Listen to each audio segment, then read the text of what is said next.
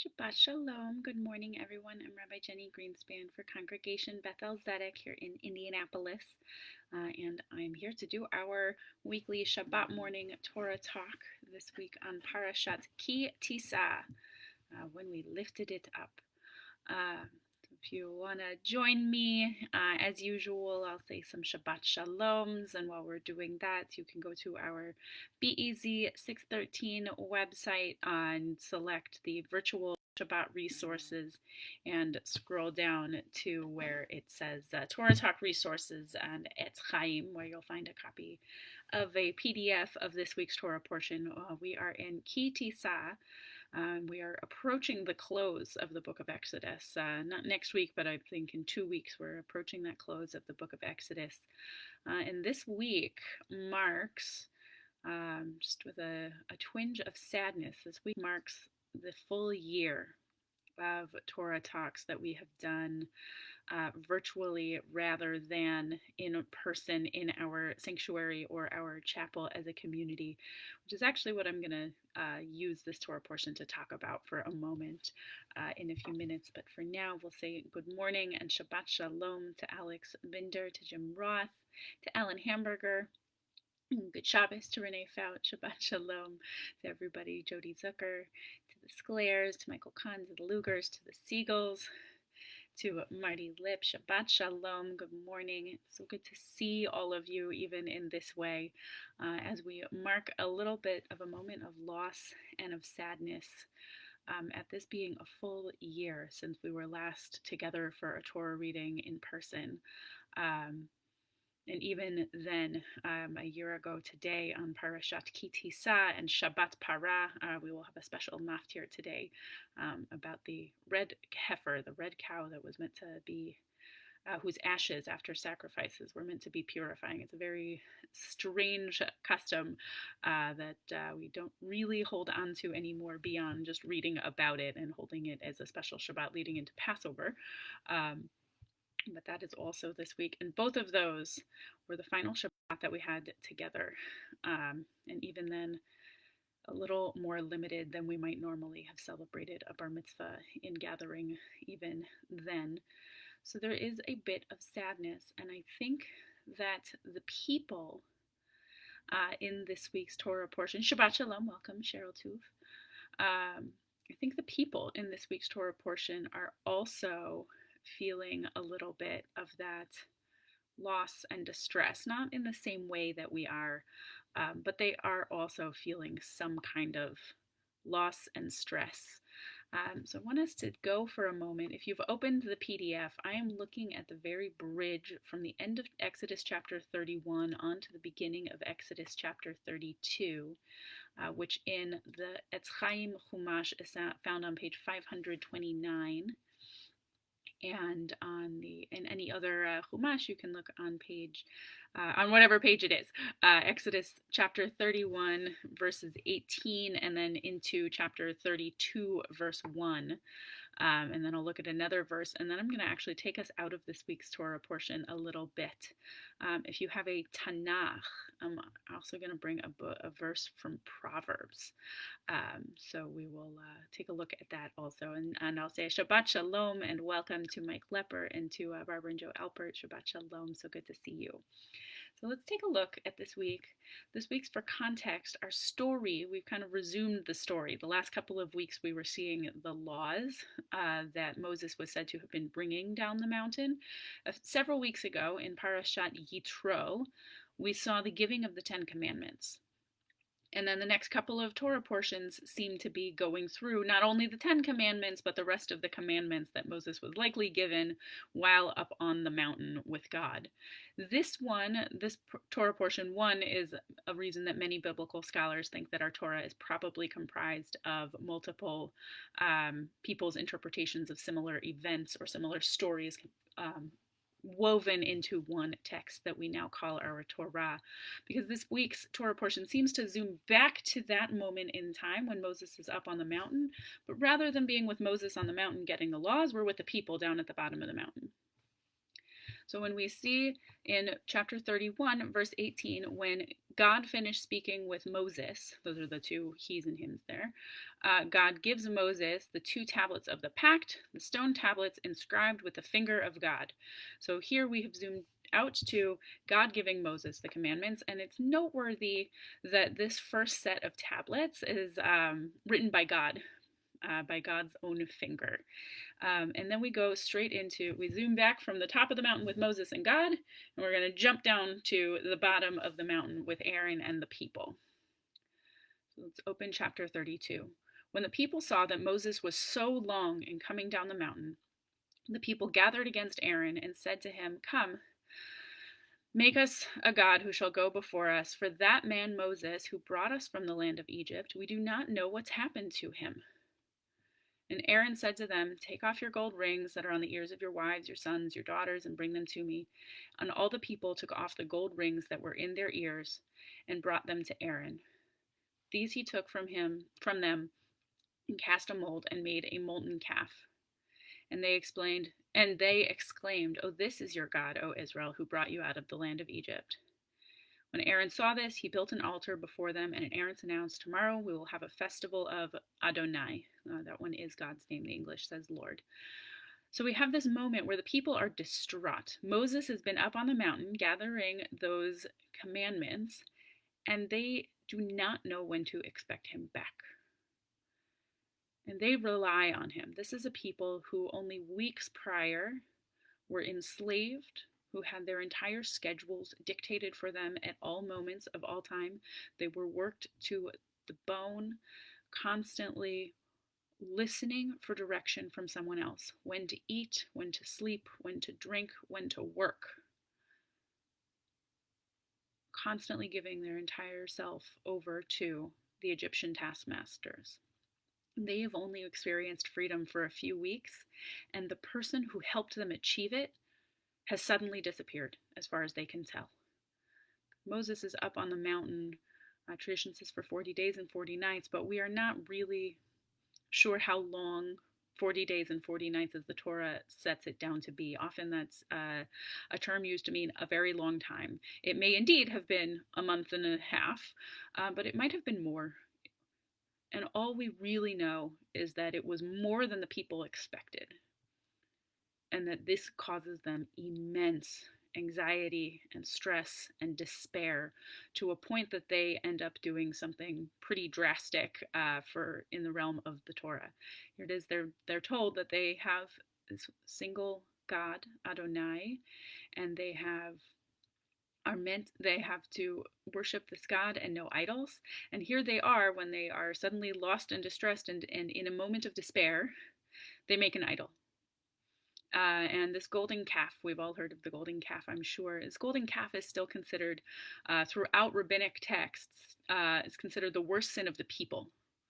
Moses and Aaron each have other things that they have done, they will do wrong later in the book of Numbers. But this golden calf is seen as the biggest communal sin of the people in the Torah. And so they're doing something drastic in this moment of stress. And I think it comes about because they don't know how long their loss will keep going. They have their person who is their guide, their Moses, their leader, has been missing. And so they feel distraught and they act desperately. And I think that we know that feeling. All of us this year, a year ago, when we had our last Shabbat gathering in our sanctuary, celebrated our last in-person bar mitzvah at Beth-El, we knew that we were going into a rough time and that it would be stressful and difficult. We did not know how long it would last. And it certainly by now has gone on for much longer than we expected. Like the people, we're kind of in a moment of, Moses has been gone a lot longer than we thought. The people worry that he died. I know some people worry that this is never to end. And I think we know that there's hope on the horizon. Earlier this week, another vaccination was approved. More and more vaccination centers are opening and lines are opening for more and more people, but it is still taking time, and this is still going. This isolation and separation, this cause for despair, is still going for many of us, for all of us. And so, what we have to learn from this week's Torah portion is if we can resist the despair that our ancestors, the Israelites, were feeling when they turned to Aaron and said, "We have to build a golden calf." Yes, as Cheryl is saying, they're going back to something that they're more familiar with. We have to resist that desperate act to just, what do we know instead? What can we have instead of trying to grow and move forward and recognizing that God and Moses will come back, that some semblance of normalcy will eventually come back. God willing, sometime this year, sometime in 2021, at least some semblance. We don't know for sure. We have to figure out how to resist that temptation. If you have a Tanakh or a copy of the book of Proverbs, there is a suggestion for how. I'm looking at Proverbs chapter 12, verse 25. De'aga belev ish, yashchena v'davar tov yisamchena. If there's a worry or an anxiety in a person's heart, let them quash it, push it aside, set it down, and then a davar tov, this can be a good thing or a good word, will make him or make her joyful, will make them joyful, will help them find happiness. It sounds so simple. If you're worried, just push it down, and then, a good thing will be there. It sounds so simple, and I think that it's actually not as simple and plain as its surface text is. In the Talmud, in Sota, the section of Talmud called Sota, on page 42b, two rabbis are trying to figure out the word yashchena. One says, indeed, yashchena. If you are experiencing an anxiety, a doubt, a worry, that you should press it or push it away, set it down, press it down, quash it. Or as later commentators will say, find a distraction. This is often easier said than done for many of us. But sometimes it is the necessary approach to deal with an anxiety, not to permanently just pretend it's not there, not to turn off the little light in your brain on it, but rather find the way to release it, find something else to focus on for now, meditate, find some other way to just say, I can't control that, I can't deal with that right now, so I am going to release it, I'm going to set it down. That's one way of reading yashchena. Rabbi Asi in the Talmud says it's voweled wrong. It's not yashchena, it's actually yaschena, like siach or sicha. Said the other way to deal with an anxiety and to find a davar tov, a good word that will make one joyful, is to talk it out, to have a conversation, to find a friend and to share what is causing the anxiety for you. The two approaches: one, set it aside, let it go, find a distraction, or talk it out. I like to think push it down or talk it out. These are two approaches for dealing with anxiety or despair that Aaron doesn't offer the people. The people want to do the distress. They want to do what they know. They want to default to patterns that they have used before that may in fact leave them in the cycle of anxiety and despair while they wait out Moses' return. But they here in Proverbs and then spelled out in the Talmud were offered a couple of different options that still even modern psychology recognizes today, that these are some of the best ways to deal with our anxieties, is to either notice the thought, stop it in its tracks, find the distraction, and look for something else. This is a common cognitive behavioral therapy technique. Or to talk it out, to find a friend, to share what you're feeling, and to go through what's going on and see if you can find the hope rather than the despair, and find the space of connection. Obviously, though we cannot see each other as face to face as readily as we'd like, still, we do have lots of technology for continuing to communicate. And yes, as Cheryl Tuff is saying, it's a combination of both. I think depending on what the anxiety is, and what the moment is. Either one in excess can become unhealthy as well. But depending on the moment, what you need to do, maybe you do both for the same worry. Maybe you set it aside for now, find a friend later. Maybe you talk it out with a friend now, and then it's still going in your head, but having talked it out, it's easier to set it aside. Whatever it may be, the hope is that, and I think for the verse it says, Devar tov yisamchena, that a good word or a good thing will turn it into joy. I don't know that it'll turn the worry into joy, but the dealing with the anxiety may indeed help us notice the Devar Tov, help us notice the good thing to get us through. So right now, I guess my message for this week's Torah portion is that we, instead of despairing and doing something drastic, even if it is something that they are more likely to know, as Yitzchak said, they're afraid of letting go of the past. They're used to the ways of visible idols. But this Torah portion is suggesting, instead of doing that, we see extreme anger from both God and Moses if you keep reading through the Torah portion. To a point that Moses breaks those tablets that God wrote on, and God will later make Moses rewrite them, which means that part of our laws, our very system of Jewish tradition, is not the one written by God. It's one rewritten by Moses, integrating our experience, integrating our recognition that sometimes we act desperately, but sometimes we can take this advice from Mishle, from Proverbs, and find the way to either set aside or to talk out our anxieties, to recognize that anxieties and despair will happen, but that we can find ways to cope, that we can find ways to deal with them, and that we can indeed move forward, resist despair, and find hope. Like Moses, this situation has gone on longer, has caused us to be away from our regular lives longer than we had hoped.